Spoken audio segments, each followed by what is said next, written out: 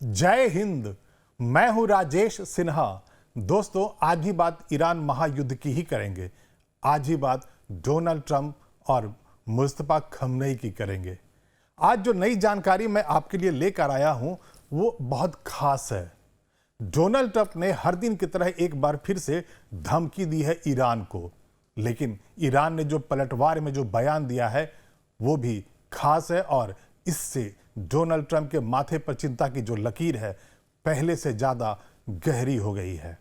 पूरी जानकारी बताऊंगा, डोनाल्ड ट्रंप की धमकी के बारे में बताऊंगा और ईरान ने जिस तरह से अपनी आंखें तरेरी है वो भी बताऊंगा। लेकिन उसके पहले आपसे छोटा सा निवेदन है, आप इस चैनल को सब्सक्राइब कर लें, बेल आइकन को भी प्रेस कर लें ताकि आने वाले दिनों में जो भी जानकारियां हम आप तक पहुंचाना चाहें आपको आसानी से मिलता रहे।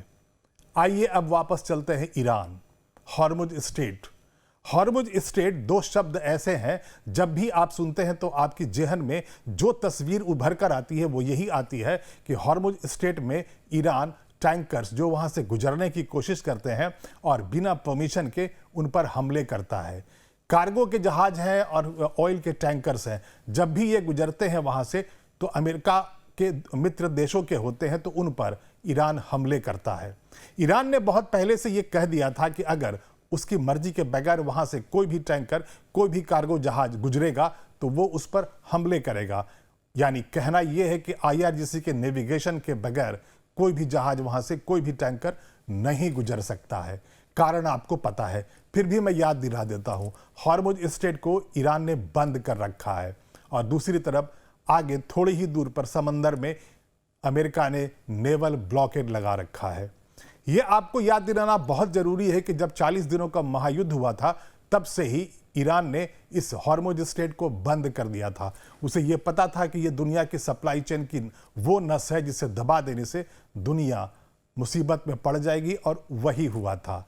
तो ताजा जानकारी यह है कि डोनाल्ड ट्रंप ने फिर से धमकी दी है और कहा है कि अगर ईरान ऐसे ही कार्गो शिप्स पर और जो टैंकर्स ऑयल लेकर वहां से गुजरते हैं उस पर हमले करता रहेगा तो वो जो भरपाई होगी वो ईरान के जो एसेट्स है, ईरान के जो पैसे हैं अमेरिका में उससे होगी।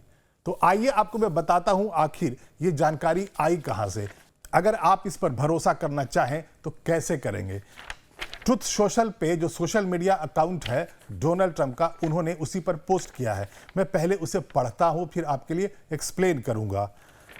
डोनाल्ड ट्रंप लिखते हैं यहां पर, please let this statement serve to represent until further notice that from this point forth any and all damages done to ships, cargo or anything related thereto will be paid by Iranian money that the United States has in its possession and controls। Donald Trump साफ तौर पे ये धमकी दे रहे हैं कि अगर Iran लगातार हमले करता रहेगा हॉर्मुज स्ट्रेट के आसपास या हॉर्मुज स्ट्रेट में उन टैंकर्स पे, उन कार्गो के जहाज़ों पर जो वहां से गुजरते हैं और वो ईरान की परमिशन नहीं मांगते हैं, अमेरिका के मित्र देशों की है, तो उससे जो जहाज बर्बाद होते हैं, जो टैंकर्स बर्बाद होते हैं, तो उससे जो पैसे का नुकसान होगा वो अमेरिका के पास जो पैसे पड़े हैं, जो उसके अकाउंट्स में फ्रीज कर रखा है ईरान के जो एसेट्स है जिसे अमेरिका ने फ्रीज कर रखा है, उससे वसूलेगा। मतलब जो चोट देना चाहता है अमेरिका वो पैसे की चोट देगा। अगर आप हमारे जहाज़ों को तोड़ेंगे, हमारे मित्रों के जहाज़ों को तोड़ेंगे तो जो आपके एसेट्स है अमेरिका के बैंक्स में हम उसे बंद कर देंगे, रोक लेंगे, आप पैसा नहीं निकाल पाएंगे। अब बारी थी ईरान की। ईरान की तरफ से भी पलटवार आता है, भयानक पलटवार आता है। और जब भयानक पलटवार की बात चल पड़ी है तो आपको मैं याद दिला देता हूं कि जब 40 दिनों का महायुद्ध हुआ था तो ईरान ने ऐसा पलटवार किया था खाड़ी के देशों में कि वहां त्राहिमाम हो रहा था। डोनाल्ड ट्रंप ने आखिर मान लिया था, समझ लिया था कि उनसे बहुत बड़ी गलती हो गई है ईरान के ऊपर हमला करके। और उसके बाद एक दिन ऐसा भी दुनिया ने देखा था कि उनकी तीखी बहस होने लगी थी बेंजामिन नेतन्याहू से, जो इजराइल के प्राइम मिनिस्टर हैं और जिनके साथ मिलकर डोनाल्ड ट्रंप ने 28 फरवरी को हमला किया था ईरान पे और सुप्रीम लीडर सहित 40 से ज्यादा कमांडर्स को मार दिया था। तो आइए अब आपको मैं पढ़कर सुनाता हूं ईरान की तरफ से क्या बयान आया है डोनाल्ड ट्रंप के इस पोस्ट के बाद। सैयद अब्बास अरागची विदेश मंत्री है ईरान के, उन्होंने एक्स पर पोस्ट किया है। उन्होंने कहा है, लिखा है, compromised individuals in the US administration are burying their heads in the sand। वो ये कह रहे हैं कि ट्रंप एडमिनिस्ट्रेशन में वैसे जो अधिकारी हैं, पॉलिसी मेकर हैं, ट्रंप के जो एडवाइजर्स हैं, वो अपना सिर रेत में घुसा कर बैठे हैं ऑस्ट्रिच की तरह। मतलब वो देख नहीं रहे कि तूफान आ रहा है, या तूफान आता देख करके जिस तरह ऑस्ट्रिच रेत में अपना सर झुका के घुसा के बैठ जाता है, वैसे ही अरागची कह रहे हैं कि वहाँ जो पॉलिसी मेकर्स हैं अमेरिका के, जो एडवाइजर्स हैं डोनाल्ड ट्रंप के, जो अधिकारी हैं, मंत्री हैं, वो अपना सर रेत में घुसाकर बैठ गए हैं। उन्हें सच्चाई दिख ही नहीं रही है। आगे लिखते हैं, they ignore the realities on the ground and seem focused only on 2028। यहां पर ईरान के विदेश मंत्री ये कह रहे हैं कि वो सच्चाई को देख ही नहीं रहे हैं। जाहिर है अगर उन्होंने रेत के अंदर अपना सर छुपा रखा है, आंखें बंद है रेत से, तो वो भला रियलिटीज देखेंगे कैसे। यही ईरान याद दिला रहा है अमेरिका के अधिकारियों को, ट्रंप एडमिनिस्ट्रेशन को, और कह रहा है कि ऐसा लगता है कि अमेरिका और अमेरिका के जो पॉलिसी मेकर्स हैं, जो एडवाइजर्स हैं डोनाल्ड ट्रंप के, वो सिर्फ 2028 को कंसंट्रेट कर रहे हैं। यानी आने वाला जो राष्ट्रपति चुनाव होगा उसके अलावा उन्हें कुछ नज़र ही नहीं है।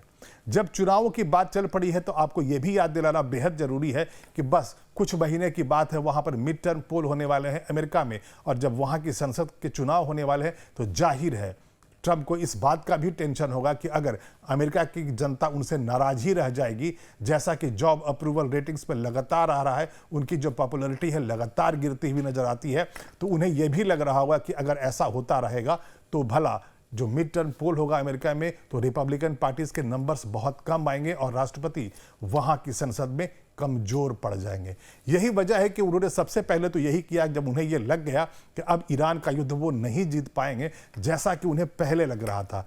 जाहिर है उन्हें पता था कि मिड टर्म पोल आने वाला है, आखिर वो चुनाव में जाने वाले हैं, तो उन्हें लगा कि वेनेजुएला को तो हमने कब्जे में कर ही लिया है, क्यों ना अब ईरान को भी हम अपने कब्जे में कर लेते हैं, और जैसे ही वो कब्जे में आएगा तो हम अमेरिका की संसद, अमेरिका की जनता को यह बताएंगे कि हमने पहले वेनेजुएला को अपने कब्जे में लिया, दुनिया का सबसे बड़ा कच्चा तेल का भंडार है उसके पास, और उसके बाद जो तीसरा सबसे बड़ा कच्चा तेल का भंडार है वो ईरान के पास है, वो भी हमने कब्जे में ले लिया। तो ये कह सकेंगे अपने कैंपेन में, इलेक्शंस कैंपेन में, जब मिड टर्म पोल्स होने लगेंगे तो उस समय वो जनता से कह पाएंगे कि हाँ देखिए, हमने आपके फ्यूचर की ज़रूरतों को ध्यान में रखते हुए एनर्जी सिक्योरिटी अमेरिका की हमने ऐसा बना दिया है कि दुनिया का सबसे बड़ा कच्चा तेल का भंडार भी हमारे पास है और दुनिया का तीसरा सबसे बड़ा कच्चा तेल का भंडार भी हमारे पास है। लेकिन बैड लक मिस्टर प्रेसिडेंट, ऐसा हुआ ही नहीं आपके साथ। वेनेजुएला में तो बड़ी आसानी से आपने कब्जा कर लिया, वहाँ के राष्ट्रपति को आपने पकड़ के अमेरिका ला करके उन्हें जेल में डाल दिया है, पत्नी भी उनकी जेल में ही है उन्हीं के पास। अब सवाल यह उठता है कि ईरान में गलती कहाँ हुई आपसे? गलती हो गई, आपने ईरान को वेनेजुएला समझ लिया, और यहाँ पर डोनाल्ड ट्रंप से 20 पड़े अयतुल्ला खमनई। जब अयतुल्ला खमनई जिंदा थे, यानी वो जब सुप्रीम लीडर थे ईरान के, 28 फरवरी के पहले की बात है, तभी उन्हें यह अंदेशा हो गया था कि डोनाल्ड ट्रंप से उन्हें जान का खतरा है। बार बार डोनाल्ड ट्रंप जब ईरान में प्रदर्शन हो रहा था सड़कों पर, तो प्रदर्शनकारियों से कह रहे थे कि आप प्रदर्शन करते रहो, हम आपके साथ हैं, और एक दिन ये भी कहा हम आपकी मदद को आने को तैयार बैठे हैं। तो ये अयतुल्ला खमनई को समझ में आ गया था कि डोनाल्ड ट्रंप आज या कल तो हमला करके ही रहेंगे।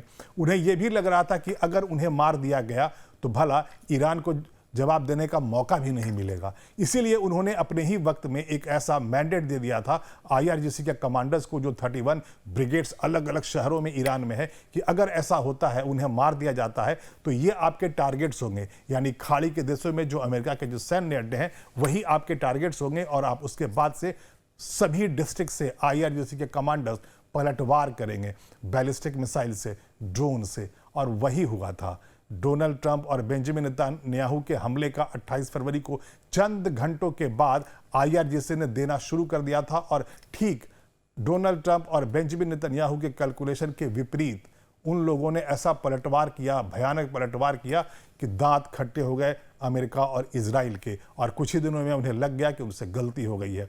और उसके बाद डोनाल्ड ट्रंप ने सीज फायर करना शुरू कर दिया, फाइनली MOU कर लिया और कह दिया हम तो युद्ध से बाहर निकल गए हैं। हालांकि वो भी नहीं हो पाया। ईरान अपनी बात पर अड़ा हुआ था। ईरान ने हॉर्मुज स्ट्रेट को बंद कर दिया था, और उसने कह दिया था कि अगर इजराइल लेबनान पर हमले करता रहेगा तो वो जो टैंकर्स और जो कार्गो शिप्स जो गुजरेंगे हॉर्मुज स्ट्रेट से, वहाँ उन पर वो हमला करता रहेगा। और वही हुआ। सीज फायर के दौरान भी जब इजराइल लेबनान पर हमले करता था तो ईरान बदले में हॉर्मुज स्ट्रेट में टैंकर्स और कार्गो शिप्स पर हमले करता था। आखिरकार तंग आके डोनाल्ड ट्रंप ने हमला करना शुरू कर दिया अमेरिका के जो सैन्य अड्डे हैं वहां से, और जो युद्धपोत ईरान के आसपास है वहां से ईरान के अलग अलग ठिकानों पर।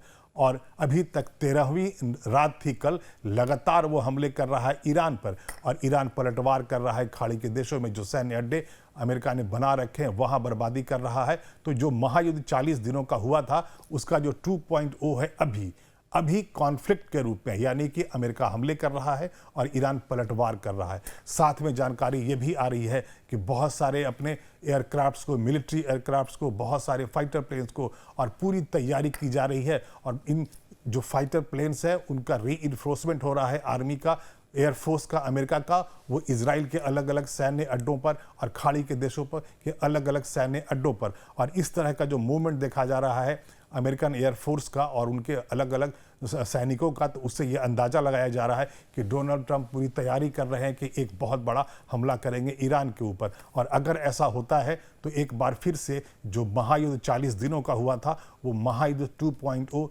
दुनिया देखेगी, और हो सकता है बहुत जल्दी देखे। लेकिन उसका जो असर होगा वो आपकी और मेरी जेब पर होगा, आपके किचन पर होगा, दुनिया भर में होगा। दुनिया भर की अर्थव्यवस्था एक बार फिर से हिल जाएगी जैसे 40 दिनों के महायुद्ध में हुआ था।